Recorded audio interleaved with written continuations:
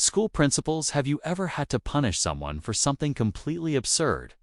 I was the principal at Westridge High for 15 years, and let me tell you some of the rules in our district. Handbook were downright ridiculous. The worst one was the no visible tattoos policy that the board implemented after a conservative superintendent took over one morning. Sarah Jenkins, our star volleyball player and valedictorian, came to school with a small semicolon tattoo on her wrist. For those who don't know, it's a symbol for suicide awareness. Sarah had lost her brother the previous year. Our vice principal, Mr. Hoffman, spotted it during morning announcements and immediately sent her to my office. The handbook was clear, visible. Tattoos meant a 3-day suspension, no exceptions when. Sarah sat down across from me. I could see the fear in her eyes. A suspension would go on her permanent record right before college applications were due. She explained that the tattoo was in memory of her brother who had taken his own life. I called her parents, who were furious, not at Sarah, but at the school. Her mother reminded me that Sarah had never been in trouble before and was headed to Princeton on a scholarship. I was stuck between following a stupid rule and ruining this kid's future. I told Sarah to go back to class while I processed the paperwork instead. I called the superintendent and school board members. I explained the situation, but they wouldn't budge. Rules are rules. They said that afternoon I made my decision. I handed Sarah a package of skin-colored Band-Aids and told her to keep her wrist covered until graduation the next day. I arrived to find nearly 400 students wearing Band-Aids on their wrists in solidarity. The local news picked up the story 2 weeks later. The board held an emergency meeting and voted to revise the policy. Sarah graduated with honors. Band-Aid free that fall. I resigned. I was the principal of Westridge High for 15 years, and I thought I'd seen it all: prank wars, senior streaking, hallway proposals, even a kid who tried to smuggle a goat into school during Spirit Week. But nothing prepared me for the morning. A small tattoo nearly ruined everything. It started on a Tuesday. Sarah Jenkins walked into school like she always did, head high, books hugged close to her chest, earbuds in, and a soft smile that somehow made everyone around her calmer. She wasn't just any student. She was our valedictorian, our star volleyball player, the heart of the debate team, and one of the most respected kids in school. Teachers loved her. Students admired her. Parents wanted their kids to be like her. That day, she wore a simple short-sleeved shirt, and on her inner wrist, just above the vein, was a small semicolon tattoo, barely the size of a dime. Quiet, personal. I didn't even notice it until Mr. Hoffman did. Mr. Hoffman, our vice principal, was a stickler. If the rulebook said no gum, he'd confiscate it mid-chew. He prided himself on following procedure, especially after the new superintendent, ultra-conservative, hardliner tightened district policies. One of the most absurd: no visible tattoos allowed. Not for students, not for teachers, not even for substitute custodians. So when Mr. Hoffman spotted Sarah's tattoo during morning announcements, he didn't hesitate. He escorted her to my office like she was some criminal. I was reviewing lesson plan budgets when the door opened and Sarah stepped in, her usual confidence drained from her face. She looked pale. Her hands trembled. She violated dress code, Hoffman said stiffly, pointing to her wrist like it was a weapon. Visible tattoo. That's a 3-day suspension. I looked at the tiny inked semicolon, just a curved dot and a comma. But I already knew what it meant. "Give us the room, please," I told Hoffman. When he left, I asked gently, "Sarah, is this for your brother?" She nodded. Tears welled in her eyes, but she blinked them back. "It's for awareness. For myself, too," she whispered. "It helps me remember not to give up. It's not just for him. It's for me." Her brother had died the year before suicide. The grief nearly broke Sarah, but she came back stronger, braver. That tattoo wasn't rebellion, it was survival. But the policy was clear. Visible tattoos Automatic 3-day suspension. No exceptions. I knew what a suspension could do, especially to a student applying to Princeton on scholarship. I called her parents, expecting panic or anger. I got both. But not at Sarah. Her mother's voice shook as she said that tattoo saved her life. If you punish her for it, you'll be punishing hope itself. I agreed, but my hands were tied. Or so I thought. I told Sarah to go back to class while I processed the paperwork. Instead, I picked up the phone and called the superintendent's office. 3 times, no answer.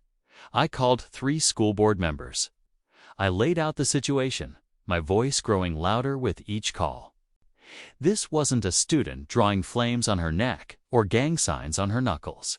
This was grief. This was healing. Rules are rules, they repeated. Like robots.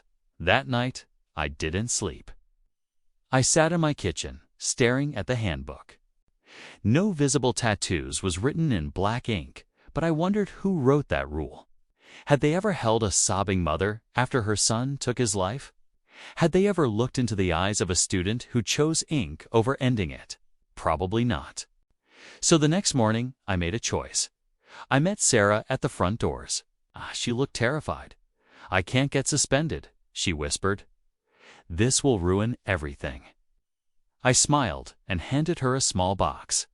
Inside were skin-colored Band-Aids. "Keep it covered," I said. "Just until graduation. Don't give them a reason." She looked at me like I'd handed her armor, but the real surprise came later. By 3rd period, hundreds of students were walking around campus with Band-Aids on their wrists. They weren't injured. They weren't hiding anything. They were standing with Sarah. Word had spread like wildfire. Sarah's tattoo, the threat of suspension. My quiet solution. And the students responded not with protests or rebellion, but with subtle, beautiful solidarity. Even some teachers wore them. That afternoon, the media arrived. A local news crew asked for a statement. I gave them the truth. Students are not robots. They are human beings with stories, trauma, courage, and voices. That tattoo told a story of survival. That Band-Aid, that was our community saying we see her. We stand by her. 2 weeks later, the school board held an emergency meeting. They changed the policy. No longer were tattoos blanket banned. Now exceptions could be made for cultural, personal, or medical significance with documentation. It wasn't perfect, but it was a start. Sarah graduated with honors. Band-Aid-free, her speech. It brought the house down. "I used to believe silence was strength," she said, looking out at the crowd. "But I've learned that speaking, even if it's in ink, is how we survive." The applause shook the gymnasium. That fall, I packed up my office. I didn't leave out of shame. I left because I knew that moment those students had taught me more than I could ever teach them. My resignation letter was short. Sometimes. The only way to fix a broken system is to stop playing by broken rules. I still keep one of those Band-Aids in my desk drawer. Not as a reminder of the fight, but as a symbol. That kindness, quiet resistance, and one tiny semicolon can change everything. Story 2. My parents booted my sister, her fiancé, and baby. For a poly couple, then laughed when I asked for a family-only vacation, so I burned the invite. This post will probably be long, but I'll try not to ramble too much and hope it's easy to follow. But I'm not sure how to approach the problem at hand. So, I need some help. For reference, my parents are swingers. I discovered they were swingers soon after I graduated from high school in 2016. I never really had an opinion on the subject until recently. I don't care what happens behind closed doors, but I don't want to see it in person. I realize it makes me sound like a nasty person, but I've always accepted them for who they are. It's just strange to see my parents make out with other individuals in front of a gathering of people.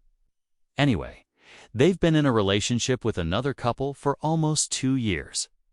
They, the other couple, recently moved in with my parents after, losing their house and being unable to locate another place in time. My parents kicked my sister, her fiancé, and their baby out of the basement to give their friends more space, and they moved them upstairs to share one bedroom, which is a little 12 by 12 room. The friends have also indicated that they are another pair of grandparents for my niece, referring to themselves as Grandma, insert name, and Papa, insert name. My sister and her fiancé feel uncomfortable with this, but my parents and their friends do not seem to mind because they are all united as one. Now, on to the trip. We were going to go on our first family vacation last year in October 2021, but it was moved out to April of this year owing to costs from my wedding, which everyone was fine with. It was then pushed out again since my sister was in her 3rd trimester of pregnancy and unable to fly. It is now slated for February 2023. My parents informed my sister and I, as well as our significant other, that they would be bringing their friends along for the vacation. To be honest, I'm frustrated with how they've handled things with my sister and their PDA. It's made me want to stop going. As I previously stated, this is our first family trip, and I wanted it to be exclusively for the family. I'm at a loss for words, and I'm not sure how to approach the situation. We don't want to offend my parents by expressing how I, my husband, sister, and Bill feel. Any advice? Edit 1. I am married and do not live at home anymore. However, my sister, her fiancé, and the baby do. They are actively looking for locations. We live in a state where the cost of living is extremely expensive, as is the case in many other areas nowadays. And with only one source of income, they have a more difficult time finding work. Hopefully, this clears things up. Edit 2. I didn't expect this to gain so much attention, and I've read every remark and taken advice, so thank you. I am well aware that my parents are adults who can do anything they want. I never claimed that they couldn't. And I never stated I wasn't against their relationship with the other couple. They call themselves swingers. But you could argue they have a polyamorous relationship. My concern is how they ram it down everyone's throats. I don't care what they do privately behind closed doors. However, when I see the PDA and other things they do to each other in public, I become uncomfortable with the situation. They keep a calendar on the fridge that lists the evenings they will swap beds and sleep with the other person. X, my mom, and the other woman alternate between my father and the other guy. There are also occasions when they make sexual jokes about screwing each other or randomly flash each other in our presence. At the very least, wait until no one is present before doing such things. That's the part I'm not comfortable with. Update 1. Hello everyone. A few weeks ago, I posted about my parents inviting their friends on a family vacation and promised to provide an update once I spoke with my parents. Well, I tried, and it didn't go well also. I apologize for the delay in providing an update. I've been really battling with the outcome, and I needed time to get it all out. So, on with the update. I expressed my feelings to my parents, and they were not pleased. They asked why I never brought it up, and I explained that I was good with everything until I saw it. At which point, I became uneasy. They now believe that I do not accept them for who they are, and they see no problem in bringing their pals or doing other activities with them in front of everyone else. My mother basically replied that what they do is neither my concern nor anyone else's, and they may do whatever they want, which is correct. They are adults and have the right to do anything they choose. But some of their actions should be kept private and not visible to others. They also consider their girlfriend and boyfriend to be family again, which is okay. I know that many people do. And because it's a family vacation, they're still inviting them no matter how everyone feels about it. I just want to be with my parents for a change away from their pals and their constant squabbles. They also have no problem with their friends calling themselves grandparents to my niece. I became irritated and informed them that my husband and I would not be attending the vacation, and that they could take someone else, and until people realize where I'm coming from, I won't go around. So, for the time being, my parents have been cut off. I'm quite disappointed with the decision, and it makes me sad that they would prioritize their friends over their own child. But each to their own, I suppose. Thank you everybody for your remarks. I read each one of them. Even if I didn't respond, I still read them. There were some very wonderful, supportive ones who were quite helpful, as well as some not-so-pleasant ones who were equally beneficial. So, thank you everyone. Comment 1. I am sorry about it. Did your siblings ever back you up? Oop, yes. My sister agrees with me. I'm not sure if she'll go or not. So, if she doesn't, we might take our own small vacation. Update 2. Cut my parents out of my life, and now my father could be dying. What to do? Hello everyone. I27F have just come here seeking advice. Maybe I truly don't know. I just needed a place to discuss this. There's a lot of backstory, so I'll attempt to explain as much as I can, and hopefully it won't be too confusing. I also wrote another piece about the subject a few years back, so this may be considered an update. My parents have an open polyamorous marriage. They began as swingers when I was 7. Then, a few years ago, they met another couple and decided to simply be with them, which is okay. I'm glad they are happy. However, when the other couple, whom we'll call DNT, entered my parents' lives, they transformed. They became toxic, controlling, and just unpleasant to be around. They don't consider anyone's feelings and force their other partners into our lives. And I've determined over the last few years that I don't want to be around DNT. They were all improper in front of my sister, her family, my husband, and me on several occasions, which made us all very uncomfortable in a variety of ways. My parents evicted my sister and her family from their basement apartment and relocated them to a small bedroom upstairs in order to accommodate their other partners. My niece was also only 2 months old at the time. From there, things have only gotten worse.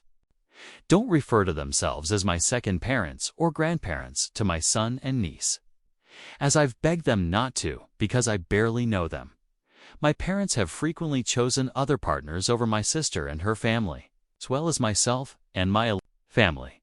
My sister had to move unexpectedly last year, and she asked my mother if she could watch my niece because it was snowing outside. My mother said no because they were going to spend the night playing Mario Kart and didn't want any interruptions. When I told my father I was expecting, the first thing he said was, "Can we tell DNT?" I said, "No."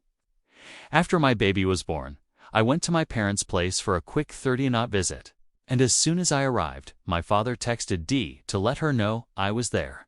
So, she and T went upstairs. My mother was holding my kid at the time. And when D&T arrived, she handed him over without asking. I was very upset, to clarify. I would have been offended if someone had simply delivered my infant to someone without first asking me. I was not unhappy solely because of the person. You should never hold a baby without the permission of the parent. My religious ceremony was quite modest, similar to a christening. And we only invited family and close friends. I invited my parents, who requested if they could bring DNT. I declined because it was for relatives and close friends. So, they chose not to attend. They chose not to attend a family function because I did not want their other partners, whom they consider family, to be present, despite the fact that I have repeatedly told them this during the years they have been. With DNT, because this was for my son, I decided there would be no more stunts. They weren't going to prioritize themselves over me and my family anymore. So, I cut them out. I told them that I was glad they were happy. And because I knew they loved them, I was not going to force them to choose between us. I told them I wasn't done being harmed and that I needed time apart from them. I have not seen or spoken with my parents since April of 2024. I've tried informing my parents about my boundaries several times, but they don't listen, and they only want us to be one big happy family. which my sister and I, as well as our partners, do not desire. We both just want to be with our parents anyway. I received a text from my mother yesterday informing me that my father has been diagnosed with heart failure, and I am overwhelmed with grief. I'm angry and sad. My heart hurts. I do not know what to do. Part of me wants to have a better relationship with my parents as long as my limits are respected, but another part of me has never felt happier or more at ease in the last 9 months. I really don't want my father to die and then regret not having a relationship with me or my son. I really hate being harmed by my parents all the time. I'm in therapy and have been working through everything for a long time, but it's still very difficult. Any input is appreciated, and I will try to address any questions you may have. Thank you for reading this, and I apologize if it was confusing. Edit. I'd like to point out that my parents have been involved with other couples I've admired. It wasn't until DNT that I had a problem, and it was their acts that drove me away. I'm glad my parents are happy, but I shouldn't have to put myself in an uncomfortable situation just to make others happy.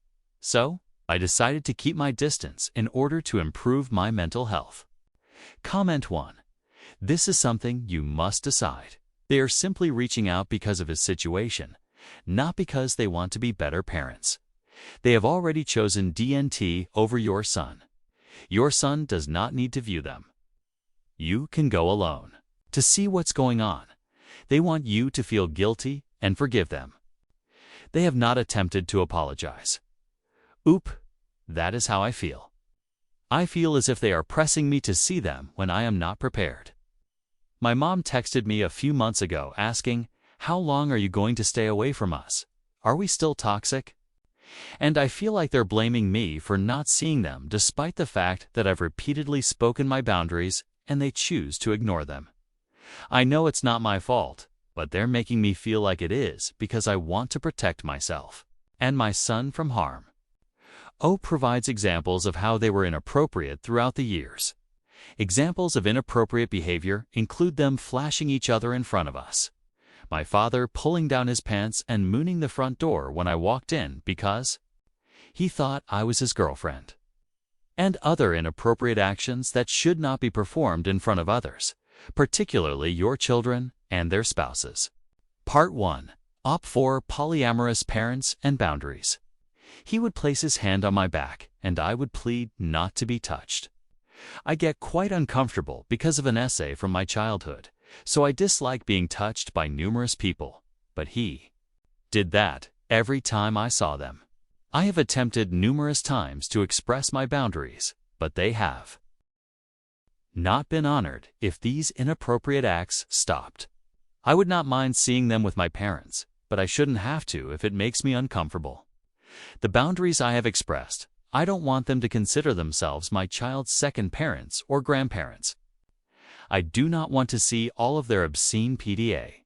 I am fine with a kiss, but the inappropriate behavior can wait until people are not there. My parents do not consider any of my pals to be family, and neither do I. Comment 2. You will never have the relationship you want with your parents because they are clearly selfish and will always involve their spouses. Do not feel guilty. They've never placed you first. Oop, thank you. I needed to hear. Don't feel guilty. This situation has had a long-term impact on me. I recently realized that I need to do what is best for me and my small family. Next story. Paternity doubts and a failing marriage. My black wife and I produced a boy who appeared too dark to be mine. So I surreptitiously obtained a paternity test which confirmed he was my butt when I told her about it. She labeled me a racist and we split. I am a 29-year-old Caucasian male. My wife is 30 and black. We have 2 children, a 3-year-old daughter and a 5-year-old son. My wife became pregnant with our baby early in our relationship. We just been together a year. We married because she became pregnant. Fortunately, we were happy. When my son was born, I accepted him as my own. I couldn't help but notice how little he resembled me. He's noticeably darker than my wife. He doesn't appear half white. My family and friends have inquired if I am certain he is my. I had my reservations. But I decided to trust my wife. I adored my son nonetheless. When our son was 2, my wife gave birth to our daughter. I had no doubt she was mine. She looks exactly like me. She's even got my blue eyes. I never realized how powerful it is to know that a child is yours. I was able to bond with her more easily because the issue of paternity was no longer looming over us. My family also bonded. With her her resemblance to me convinced me that he was not my son. I attempted to treat them equally because I consider them both my children. But I realized I was starting to dislike my son. It was unfair that I had to look after someone else's child. I also grew to despise my wife, believing she had deceived me. I eventually had a paternity test in secret. I was relieved to find that my son is actually mine. Genetics are strange. Anyway, that was 4 months ago, and my connection with my wife and children has improved significantly. I feel much more connected to him now that I know he's mine. My wife and I were overjoyed when we discussed having a 3rd kid. I told my wife I obtained a paternity test. I hated holding the secret, and I assumed she'd understand, considering how much he doesn't look like me. She flipped out. She questioned if I had ever doubted our daughter, and when I answered no, she labeled me a racist. It is not true. I didn't favor my daughter because of her whiter complexion. I knew she was mine. She also claimed that I made our son feel unloved for no cause. For so many years, that's not true. I told you, even though I didn't believe my son was mine, I treated him as if he were. My wife claims she wants to leave and take our children after the quarantine. It has been almost a week and a half, and I am still on the couch. I hoped she'd cooled down by now, but nothing has changed. She's basically unhappy with me for not trusting her and in her opinion. Depriving my son because he's black. She rarely speaks to me unless it's about the kids. I do not want to lose my family. Is it that bad that I had doubts? I still took care of him. I don't understand why something like this is destroying my marriage. I believe she is overreacting. Update 1. After being ripped apart in my first post, I had no intention of ever logging into this account again. Some recent developments have prompted me to provide an update to you all on what has been happening. I'll just get straight to it. My wife and I are currently separated. I moved out so she and the kids could remain in our home. I'm now staying with my parents. I don't get to see my children as much as I'd like. When I have a more stable living situation, we will share custody of them. It's been incredibly difficult for me and the kids. I call them every night, and they both keep wondering when I'll be home. It breaks my heart that I cannot answer that question. My kid is taking it the worst. I feel terrible that her parents have flipped her world upside down. I miss my family. I miss seeing my children every day. I miss my wife. Our relationship is currently in limbo. She says she needs time to digest and is unsure if she will be able to forgive me. I apologized in every way I knew how. At this point, all I have to do is give her the space she wants and hope she calms down. It would be terrible if we threw away all we had built. If separation has been this difficult for the children, divorce will devastate them. She appears willing to seek marital counseling. It gives me hope that we can work through this. I admit that I used to avoid holding myself accountable on Reddit. I couldn't understand how my behaviors were unintentionally harming my son. I never intended to be racist, but when you get right down to it, I did treat my son differently because of his skin color. I understood how horribly I ended up feeling guilty because my wife had most likely informed her family why we parted. They used to think quite highly of me. Now they all undoubtedly believe I'm a racist. I have only myself to blame for that. With all the turmoil going on in the world, I realize I need to be more mindful of my behavior. Update 2. My children deserve to grow up in a family free of racism. It worries me to think of the world. I'll send children into where they may be racially profiled in most areas. I can't imagine seeing my son on the news instead of one of those other poor guys. I will never let anything stand in the way of my relationship with him again. Thanks. To everybody. Update 2. I last used this account almost a year and a half ago. I stopped responding to PMs a long time ago because, to put it bluntly, I felt horrible when I was reminded of what prompted me to create this account in the first place, even if the majority of the PMs I received were not bad. I was surprised, yet thrilled to find dozens of messages still arriving as recently as a few months ago. I'd like to provide an update on my life for those people. I'm single. My ex-wife and I finalized our divorce early in 2022. We'd been back together for over a year. After I told her about the paternity test, I promised to be a better spouse, and I feel I kept them, even if it didn't work.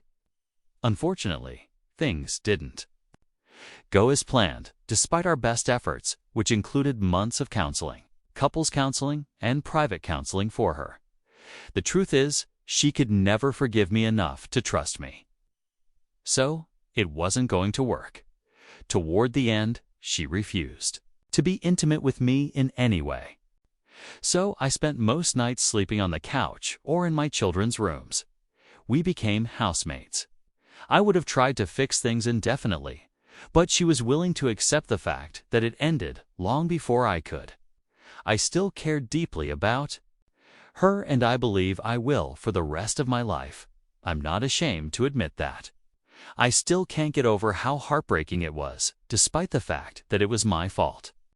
I experienced severe depression, which some people would argue I deserved. As a result, I was forced to leave my previous job. I still miss her, but more importantly, I miss what we had together.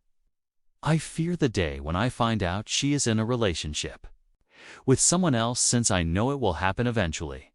I now have an apartment to myself. It took some time for me to regain my footing. My children, who are now 8 males and nearly 6 females, spend every other weekend with me, and I split their time during school breaks. My youngster is quite athletic and excels at soccer.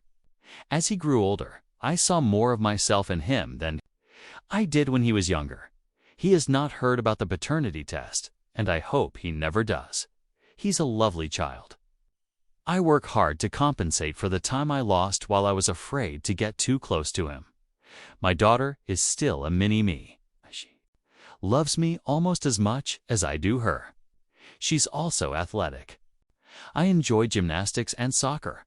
I often consider how, if I hadn't needed a paternity test, they may have another sibling. This is not a healthy thing to linger on. My life took a turn I did not foresee. It is not perfect, but it is improving every day. I have a lot to be thankful for, and I remind myself of it when things are difficult. My children are all that matters. Thank you for caring.